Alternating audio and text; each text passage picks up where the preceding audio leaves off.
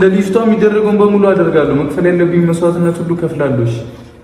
ከዛ በኋላስ ልጅቷ ያላባት ትደግ? ምን ማለት ነው ያላባት ትደግ?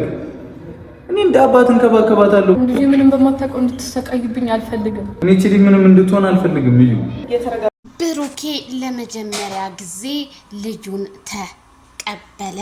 እንግዲህ እቅፍ አድርጓታል ማለት ነው።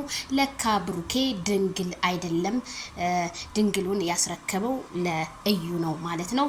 ሀይሚዬ አይዞሽ። በነገራችን ላይ በቃ እኔ ሀይሚን ሳያት ልክ እንደ ሄርሜላ ናት እና ከሄርሜላ ሀይሚዬ ብዙ ነገር መማር አለብሽ።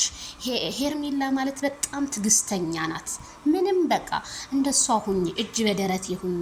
ከዛ ራስሽ ወደ ራስሽ በደንብ አድርገሽ ታስገቢዋለሽ ብዬ ነው የማምነው። ብሩኬ ደግሞ ቀለበት ሳያረግልሽ እንግዲህ ነው አላደረገልሽም። እሱ እየቀለደ ነው እንጂ ቀለበት ለሀይሚ አላደረገላትም። ግን ቡራዬ እንድትጫወትባት ሀይሚዬን አንፈልግም። በጣም መልካም ሰው ነው። ቢሆንም ግን ወይኔ ልጅቷ ግን አቀፍ ካበቃ ወይ አባቱን ከበቃ ብሩኬ ልጅ ነኝ ስትል የነበርከው ስትሸውደን ነው ማለት ነው። ኦ ማይ ጉድነስ ቤተሰብ እንዴት አያችሁት? ለማንኛውም እንኳን ደስ ያለ፣ እንኳን የአባቶችን ወግ ማረግ አገኘህ። ሌላ ምን ይባላል? ምን ይባላል? ሀይሚዬ በጣም አዝና ውሃ ብርጭቆ ውስጥ ደግሞ የሆነ ነገር አደረገችበት። ተናዳ ሀይሚዬ አይዞሽ ሀይሚዬ ወደ ራስሽ ተመለሽ።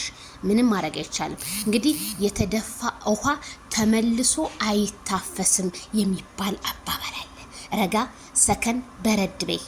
በጣም የምወድሽ እህቴ ሀይሚዬ አይዞሽ። ሁሉም ነገር ያልፋል። ሁሉም ነገር በትዕግስት ለፊው ሀይሚዬ ማናት ሄርሜላ በጣም ትግስተኛ ናት። በማይክል ጃክሰን አሁን ብዙ እየተፈተነች ነው፣ ግን እሷ አሁንም ወደፊትም አለሁ ከጎኑ ነገሮች እስከሚስተካከሉ ድረስ ምናምን እያለች ነው። ስለዚህ አንቺም ልክ ከሷ መማር አለብሽ። ብዙ ደግሞ ኮሜንት ሄርሜላ የሀይሚዬ ታናሽ ናት የሚል አየሁኝና ናት እንዴ?